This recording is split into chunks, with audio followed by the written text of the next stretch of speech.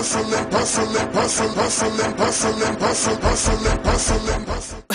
o'clock on 99 FM. It's time for us to go on our daily grind. Tuesdays and Thursdays are dedicated to Namibian royal hustlers who are thriving in the spaces they find themselves in, also at the same time facing those challenges and overcoming them and creating better ways for us to move forward in those industries for the future here in the land of the brave. Today, I'm joined by Zoé Titus, who is a free speech and media freedom advocate who currently serves as the director of the Namibia Media Trust. She was promoted to her current position after serving as strategic coordinator at NMT for 4 years. Zoé is passionate about the media and has over the last 20 years dedicated her life to advancing media freedom in Southern Africa, which is only accurate that it happens here in the land of the brave where somebody represents us, because aren't we the first to be number one in terms of free speech and media, according to the documents from around the globe? Zoé? That's what they say. Good morning. Thank you so much for joining me. I think I might have the right book here in the studio for this morning. But before we continue, tell us a little bit about yourself, just a little background on you. I was born in South Africa.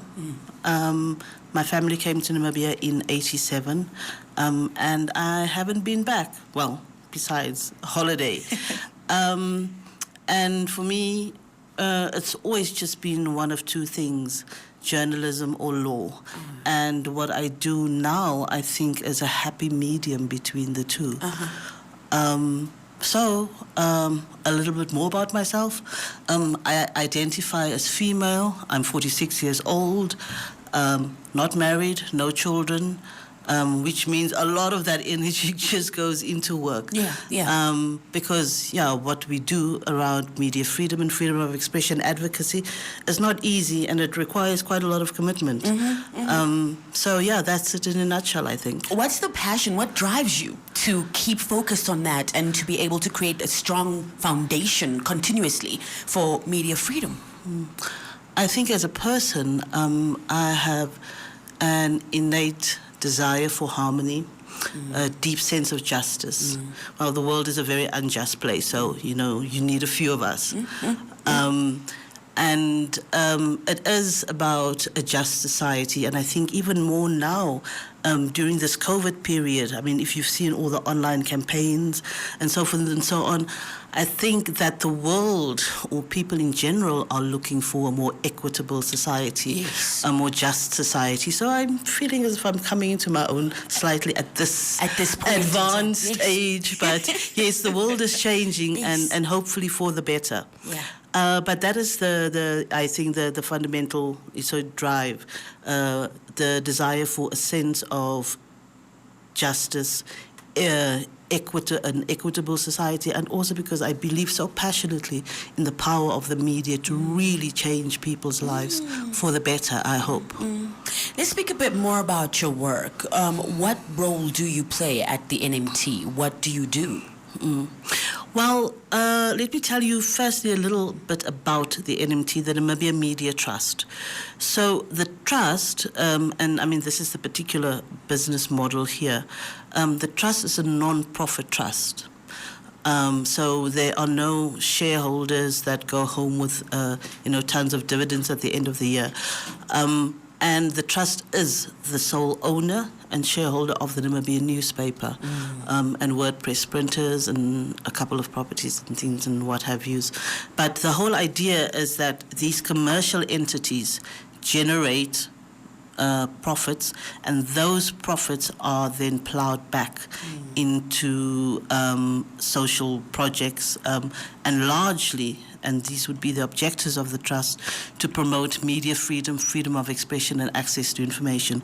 So the Namibia Media Trust has, and that is what I was recruited for a few years back, to develop its advocacy program and the training program, in terms of what the trustees wanted.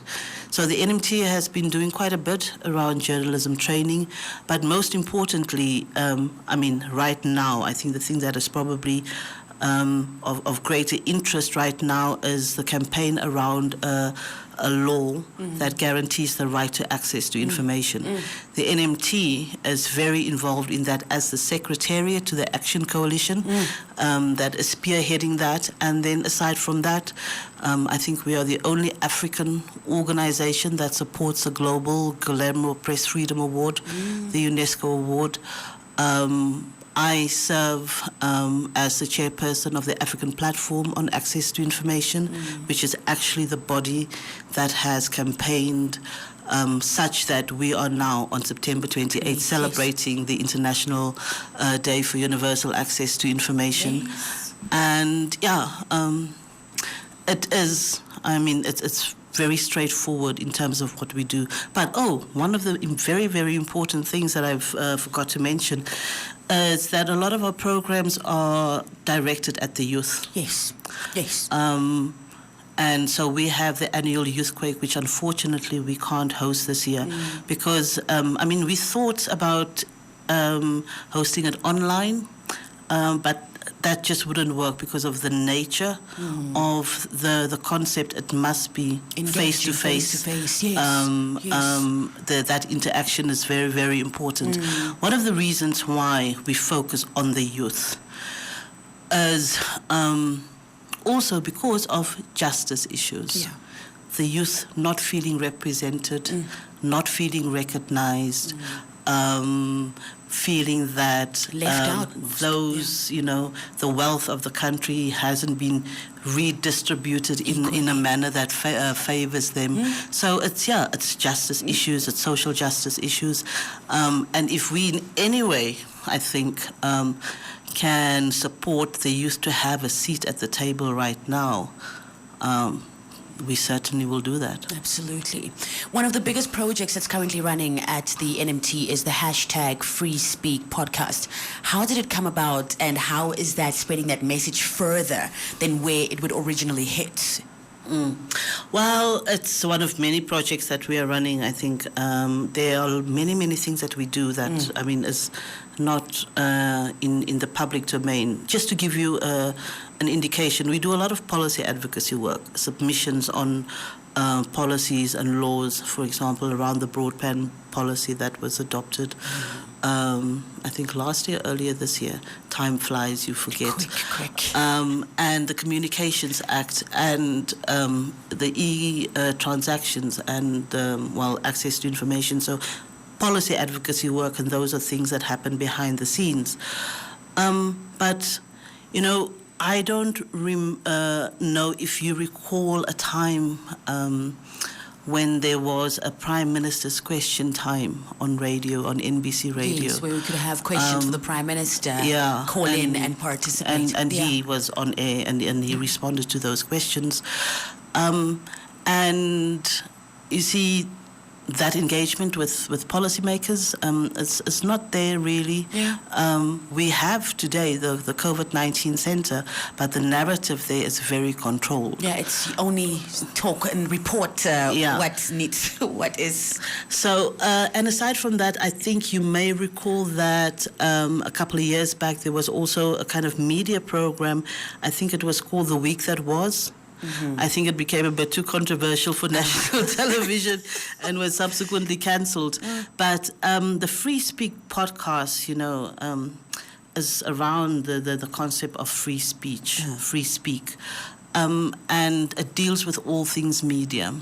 The media, I think that media consumers, the general public, policymakers don't fully acknowledge or understand what is impacting the media as a sector. This is a space where in Free Speak we've dealt with, for example, issues like self-regulation, the regulatory framework for that oversees the operations of the media. We've spoken very recently with members of the newly formed Media Professionals Union of Namibia. We've spoken about algorithms, all kinds of things that impact on the media. So it is about media issues, but then also looking at broader democracy and human rights issues, because you can't You can't really split they can't all really work hand in hand. Yeah. Yes. So that's the idea behind it. We have had.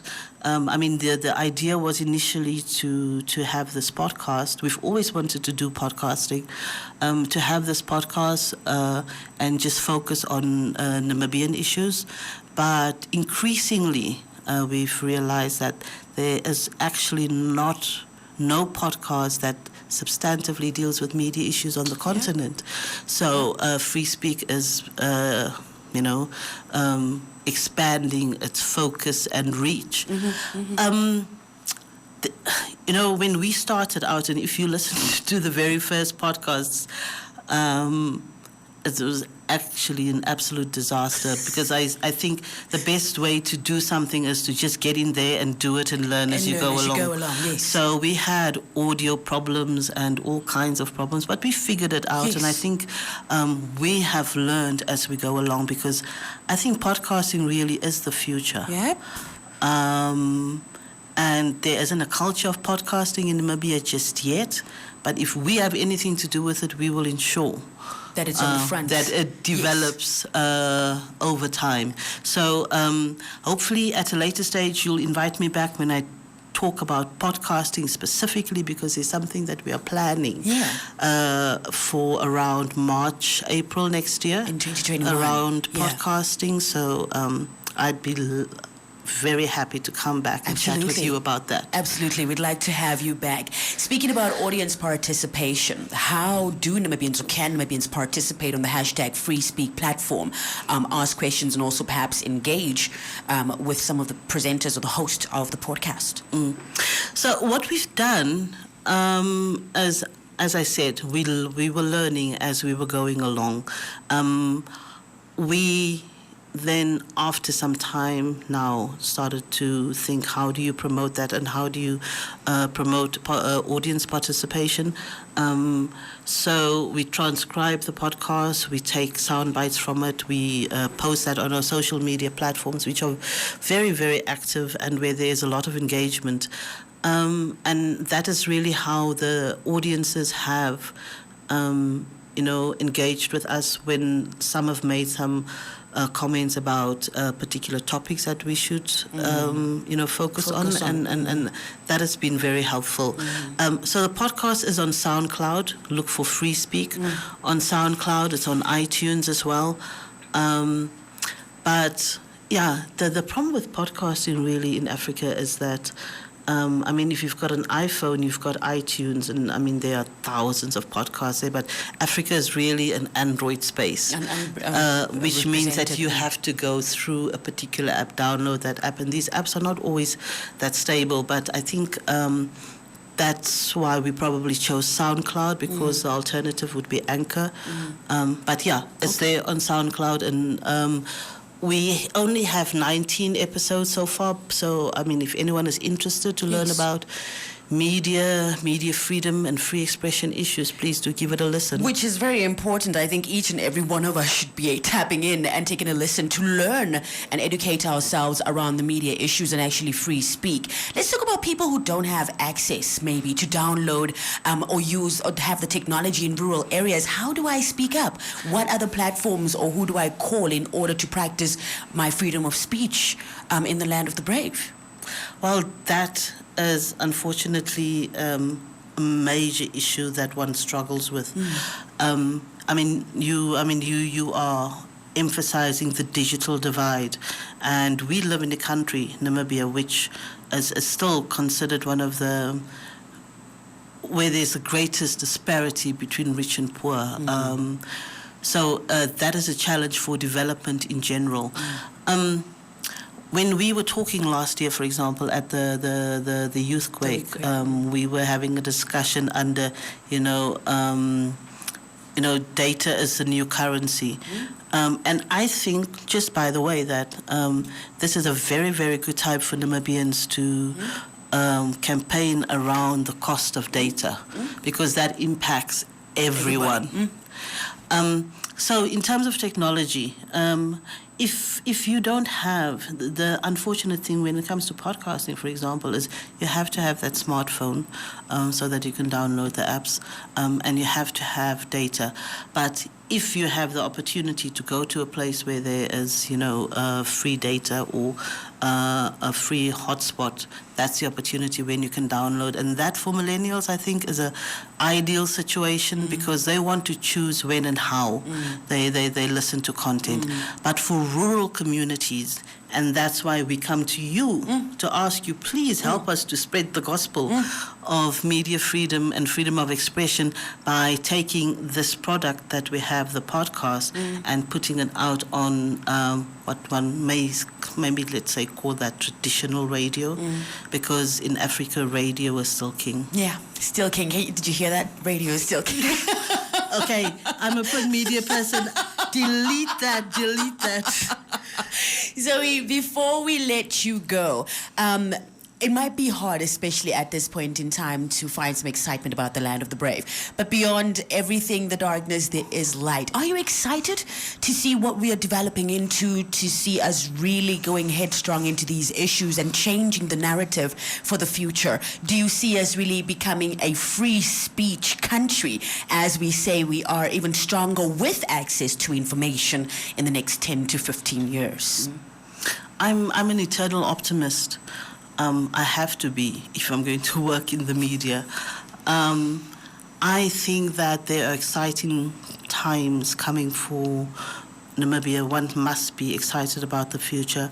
I think that a revolution very slowly is brewing, one being spearheaded by young people, and it would be to our detriment not to listen and give space to young Namibians.